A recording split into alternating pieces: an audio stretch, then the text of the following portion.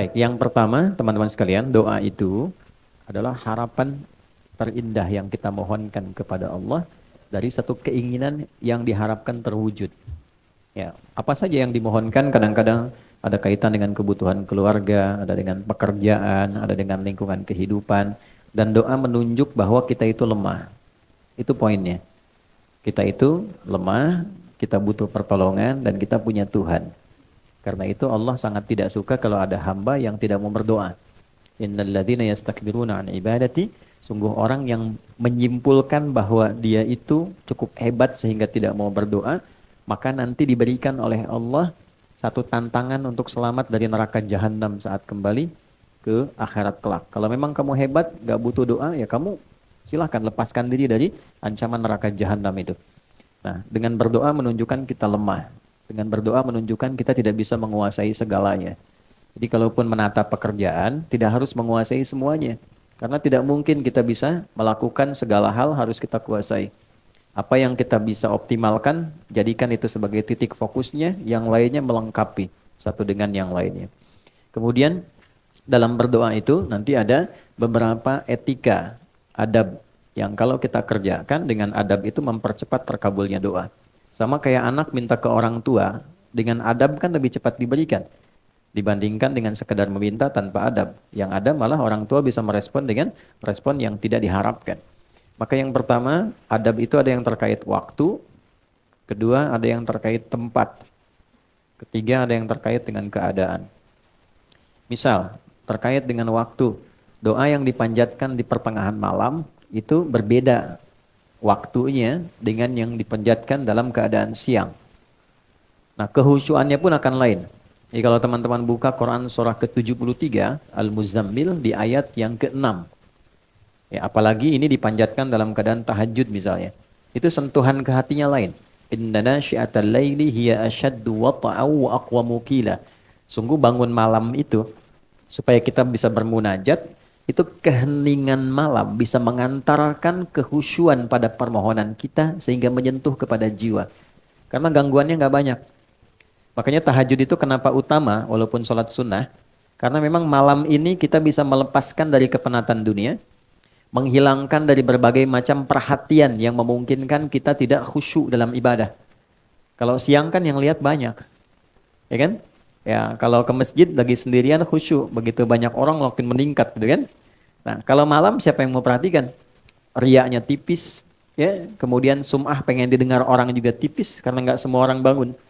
Nah, makanya kalau ada masalah yang urgent ya, teman-teman yang ibu ataupun teman-teman yang ikhwan, biasakan bangun malam. Minta sama Allah. Ya, waktu yang paling enak itu kalau sekarang subuh misalnya jam 4.44 lah ya, kurang lebih gitu ya. 4.44. Misal Anda bisa bangun dari setengah 4, jam 4 gitu. Nah, 4 ke setengah 5 itu namanya waktu sahar. Waktu sahar itu waktu paling bagus-bagusnya untuk istighfar dan berdoa. Ya, di situ ada petunjuknya di Quran surah ke-51 ayat ke-18. Wabil ashari hum yastaghfirun. Ada kebiasaan satu keluarga itu orang-orang yang menghidupkan waktu akhir malam menjelang subuh dengan istighfar, mengoreksi diri. Bisa dilakukan dengan keluarga kompak. Ya, misalnya habis tahajud, walaupun tidak harus panjang-panjang, tidak harus banyak rakaatnya. Misal cukup 2 rakaat, setelah itu witirnya 1 rakaat misalnya. Jangan paksakan yang tinggi-tinggi dulu sampai Al-Baqarah rakaat pertama misalnya kan. Baik, atau seterusnya. Cukup misalnya pertama Al-Falaq, rakaat kedua An-Nas, nanti witirnya Al-Ikhlas. Ya, itu untuk memulai. Nanti kalau sudah rasanya makin enak, tingkat lagi 4 rakaat, suratnya tambah. Nah, poinnya adalah kadang-kadang suka lupa habis tahajud selesai begitu saja. Tidak.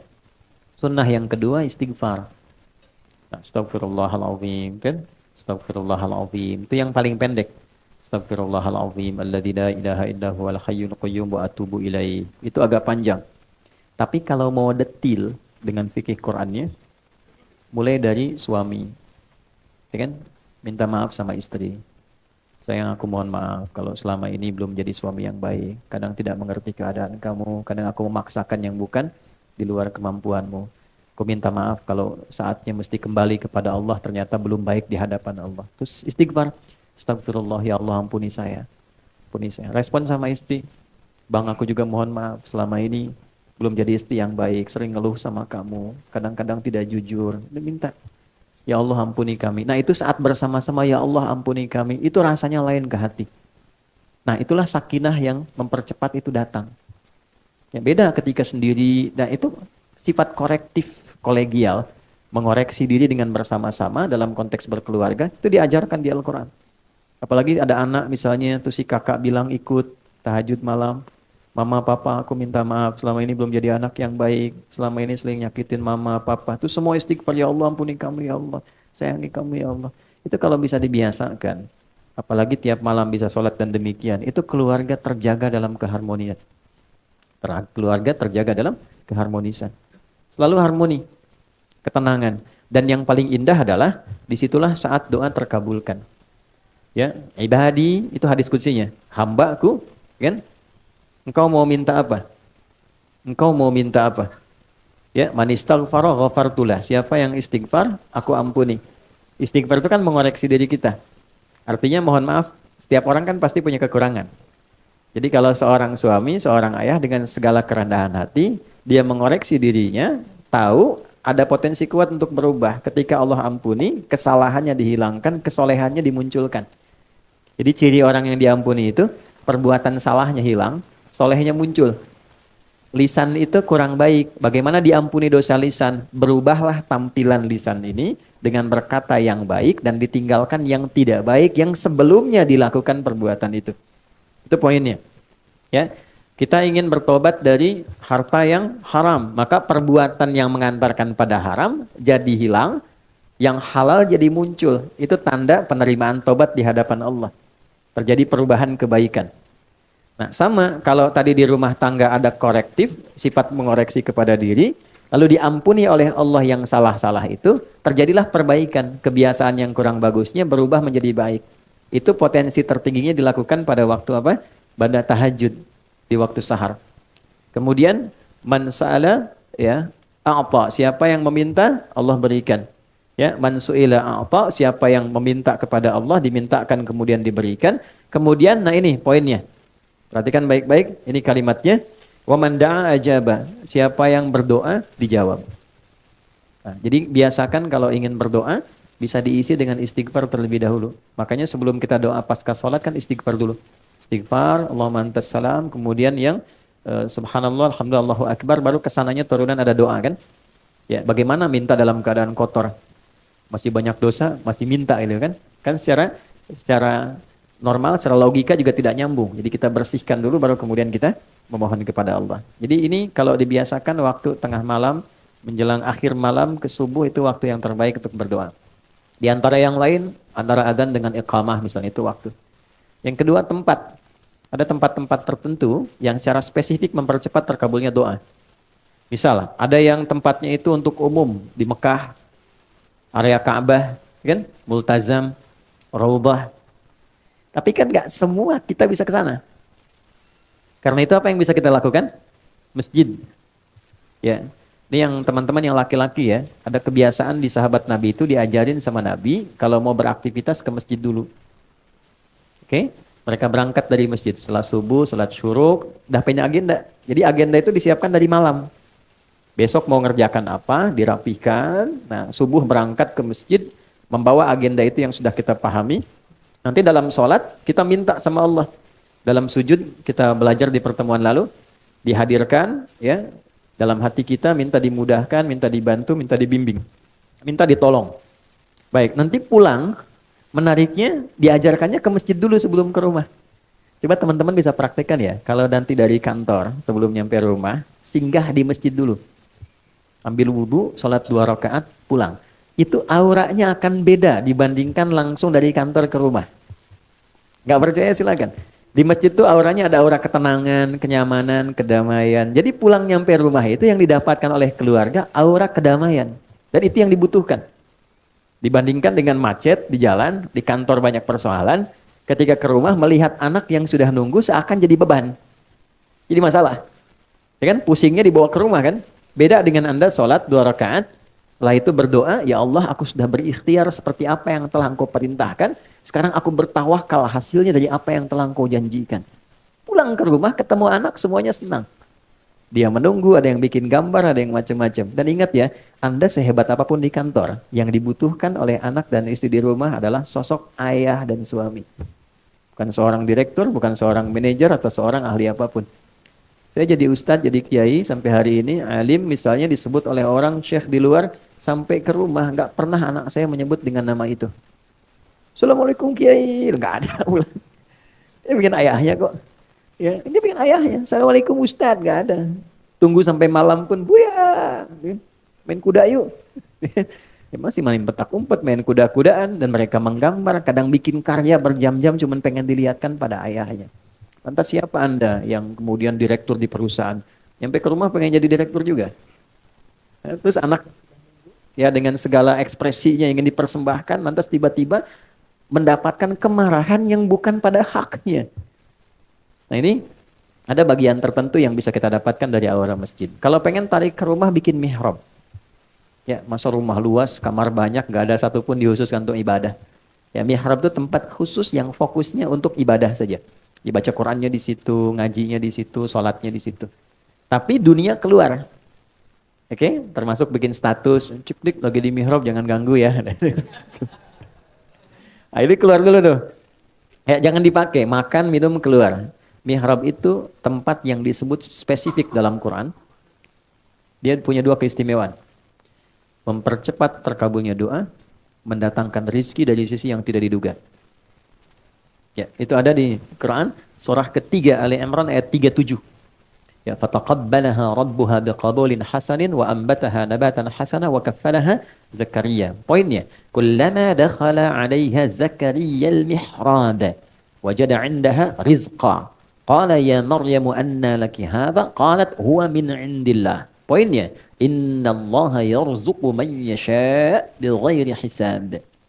Jadi kalau punya mihrab, makanya kenapa imam mimpinnya di mihrab? Kan tempat imam ngimamin di masjid mihrab kan? Karena memang di tempat itulah cepat terkabulnya doa, imam mewakili pemohon doa dari makmum. Untuk itu ada kualifikasi imam yang tidak sama dengan makmum. Imam di kantor tidak sama dengan imam di masjid. Jadi jangan paksakan jadi imam di kantor, pengen setara di masjid. Fikihnya beda, ruang dan waktunya tidak sama. Kualifikasinya tidak serupa. Pelajari boleh, kalau sudah paham boleh dilakukan. Saya pernah mimpin pesantren di Jakarta, di Lebak Bulus. Itu di situ lingkaran ada para pejabat di satu instansi. Karena jadi pejabat di kantor, pengen jadi pejabat di masjid. Jadi motivasi yang bagus, pengen jadi imam dan memaksa jadi imam. Bilang bagus, kapan lagi ada pejabat mau jadi imam di masjid? Ya, tapi ternyata bacaan bermasalah. Maka ketika diingatkan oleh santri, jawabannya juga bagus, mengesankan. Justru kami jadi imam untuk dibenarkan bacaannya. Saya datang kan, Pak, bagus sekali Pak, luar biasa. Kapan lagi ada pejabat mau jadi imam di masjid? Masya Allah. Tapi begini, supaya bacaannya benar dan bagus, dan kehormatan Bapak pun jadi istimewa saat jadi imam, saya tawarkan begini. Nanti sebelum Bapak ngimami, saya tugaskan santri untuk mendengar bacaan Bapak. Kalau baik ditetapkan, kalau kurang dikoreksi. Tapi tidak menurunkan status Bapak jadi imam. Bapak tetap imam, zuhur dan asar. Kan? Kan tidak dikoreksi. Ya kan? Yang penting bagi pejabat kan nggak turun jabatan. Ya kan?